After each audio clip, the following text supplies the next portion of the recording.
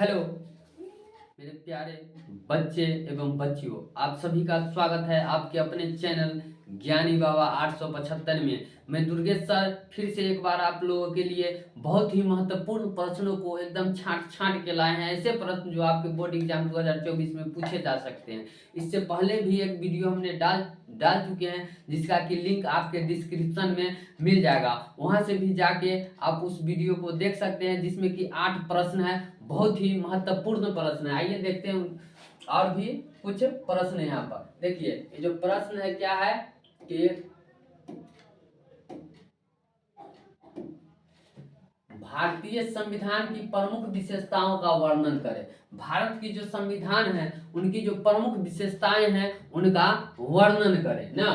तो उत्तर क्या हो जाएगा? भारतीय संविधान की निम्नलिखित विशेषताएं हैं जो आपको नीचे दिया गया हुआ है ना। सबसे पहला पॉइंट क्या है कि सबसे लंबा लिखित संविधान। सबसे लंबा यदि लिखित संविधान है तो वो भारत का है ना। भारत का संविधान दुनिया के सबसे व्यापक और लंबे संविधान की सूची में है।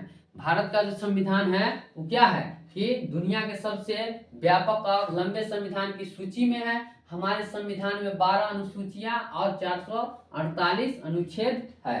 दूसरा पॉइंट क्या है कि मौलिक अधिकार। दूसरा पॉइंट क्या है? मौलिक अधिकार। भारतीय संविधान में दिए गए मौलिक अधिकार अन्य संविधानों के समान है। भारतीय संविधान की मुख्य विशेषताएं न केवल कानून के सामने बल्कि अवसर में भी समानता की गारंटी देता है। यह आर्थिक और सामाजिक न्याय की भी गारंटी देता है। तीसरा पॉइंट क्या है कि स्वतंत्र न्यायपालिका ना। भारतीय संविधान की सभी महत्वपूर्ण विशेषताओं में से एक महत्वपूर्ण विशेषता स्वतंत्र न्यायपालिका प्रावधान है। संविधान एक सर्वोच्च न्यायालय का प्रावधान करता है जो देश का सर्वोच्च न्यायालय है ना। संविधान सर्वोच्च न्यायालय को उन कानून की समीक्षा करने और उन्हें रद्द करने की भी शक्ति देता है जो संविधान के साथ असंगत हो ना। मतलब कि देखिए भारतीय संविधान की जो सभी महत्वपूर्ण विशेषताओं में से सबसे महत्वपूर्ण है एक स्वतंत्र न्यायपालिका। ठीक है, अगला जो पॉइंट है 4 नंबर क्या है? धर्मनिरपेक्षता। भारत का संविधान एक धर्मनिरपेक्ष राज्य को बढ़ावा देता है जिसमें सभी धर्म को समान महत्व दिया गया है। भारत का जो संविधान है उसमें सभी धर्मों को महत्व मतलब कि समान समझा गया है, समान रूप से सभी धर्म को माना गया है। तो यदि यह वीडियो आपको पसंद आता हो तो इसे जरूर लाइक शेयर और चैनल को सब्सक्राइब कीजिएगा। आइए देखते हैं और भी प्रश्न है। केंद्र शासित राज्य क्या है ना?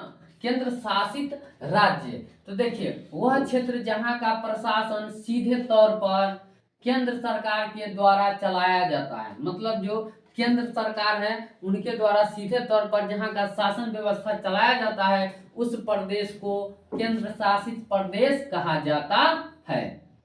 भारत के राज्यों को अपनी चुनी हुई सरकारें होती है ना।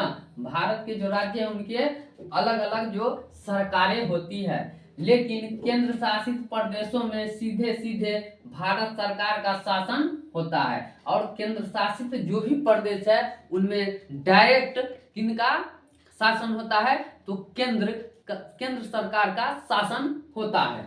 आइए देखते हैं अगला प्रश्न क्या है। धर्मनिरपेक्षता से आप क्या समझते हैं ना? धर्मनिरपेक्ष का तात्पर्य किसी भी देश या राज्य का कोई अपना धर्म नहीं होता है ना। धर्मनिरपेक्षता का मतलब क्या हुआ कि किसी भी देश या राज्य का कोई अपना पर्सनल धर्म नहीं होता है, क्योंकि हमारे देश में अनेक संप्रदाय के लोग रहते हैं। यह सभी लोग अपने अपने धर्म का प्रचार प्रसार करने के लिए स्वतंत्र होते हैं, जिसे धर्मनिरपेक्ष कहा जाता है। हमारा भारत देश एक धर्मनिरपेक्ष राज्य है ना, क्योंकि यहाँ पर जो है धर्मनिरपेक्ष राज्य का मतलब हुआ कि हमारे देश में सभी जो राज्य हैं उनके अपने आधार पर अलग अलग भाषाएं हैं। जैसे कि मान लेते हैं बिहार का भाषा क्या हो गया? हिंदी ना। असम को आसामी भाषा हो गया। उसी प्रकार जैसे केरल में जाएंगे तो कन्नड़ भाषा हो जाता है। ठीक है, तो सभी राज्य का एक अलग अलग भाषा है। आइए देखते हैं अगला प्रश्न। नगर निगम के प्रमुख कार्य को लिखें। नगर निगम का जो प्रमुख कार्य है उनके बारे में आपसे प्रश्न पूछा गया है। ये भी प्रश्न बहुत ही महत्वपूर्ण है, जो आपके एग्जाम में बहुत बार पूछा गया है और इस बार भी संभवतः पूछा जा सकता है। तो इस प्रश्न को आप बहुत ही अच्छे तरीके से देखें, पढ़ें और समझने का प्रयास करें। और वीडियो पसंद आता हो तो इसे लाइक, शेयर और सब्सक्राइब करना चैनल को न भूलें। आइए देखते हैं नगर निगम के प्रमुख कार्य निम्नलिखित है। पहला जो कार्य है उनका क्या है काम, तो उत्तम जल का प्रबंध करना ना, मतलब कि जनता के लिए जो है एक अच्छे मतलब उत्तम जल की और शुद्ध जल की प्रबंध करना। दूसरा पॉइंट क्या है, गंदगी की सफाई करवाना। यदि उनके क्षेत्र में कहीं पे गंदगी है तो उनका कार्य है कि वह उन्हें साफ करवाए।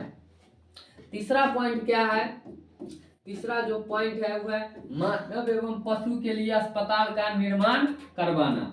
मानव और पशु के लिए क्या, तो अस्पताल का निर्माण करवाना। चौथा पॉइंट है आपका आपदा से सुरक्षा। यदि जैसे कि कोरोना आ गया ना, इसमें भी गांव में, पंचायत में और नगर में क्या नगर निगम जो होते हैं उनका, तो उसी प्रकार के आपदा जैसे भूकंप आ गया तो इस सब में भी जितना हो सके उनको जनता को सुरक्षा पहुंचाना। और पांचवा क्या है, महामारी, महामारी से सुरक्षा करना। ठीक है, तो इस पर नगर निगम के यही प्रमुख कार्य है। अगर आपसे एग्जाम में पूछा जाता है तो इसे आप जरूर लिखें। आइए देखते हैं अगला प्रश्न। ग्राम पंचायत के किन्हीं 3 कार्यों को लिखें ना। ग्राम पंचायत, ये प्रश्न भी आपके लिए बहुत ही महत्वपूर्ण है, तो इसे आप लिखकर अच्छे तरीके से, अभी हम समझाते हैं, आप समझ गए तो अच्छे है, नहीं तो आप कमेंट में अगर कीजिएगा, कमेंट बॉक्स में कमेंट कीजिए। यदि आपको कोई और प्रश्न की आवश्यकता है तो आप हमें कमेंट कीजिए, हम आपके लिए वीडियो उपलब्ध कराएंगे। तो आइए देखते हैं ग्राम पंचायत के 3 कार्य निम्नलिखित है ना। पहला, पंचायत क्षेत्र के विकास के लिए बजट एवं वार्षिक योजना बनाना ना। अगर पंचायत का विकास करना है तो उसके लिए बजट और वार्षिक योजना बनाना। दूसरा है प्राकृतिक आपदा में सहयोग। अगर कोई ऐसा प्राकृतिक आपदा आ जाता है तो उसमें जनता का सहयोग करना भी उनका कार्य होता है। तीसरा है सामुदायिक कार्यों में सहयोग। और तीसरा पॉइंट क्या, सामुदायिक मतलब समाज के कार्यों में, जो समाज का काम होगा उसमें सहयोग करना। तो इसी के साथ हम आज का वीडियो यहीं पर समाप्त करते हैं। यदि आपको यह वीडियो पसंद आया हो तो इस वीडियो को लाइक कीजिएगा, चैनल को सब्सक्राइब कीजिएगा और शेयर जरूर कर दीजिएगा। फिर मिलेंगे आपसे अगले वीडियो में, तब तक के लिए धन्यवाद।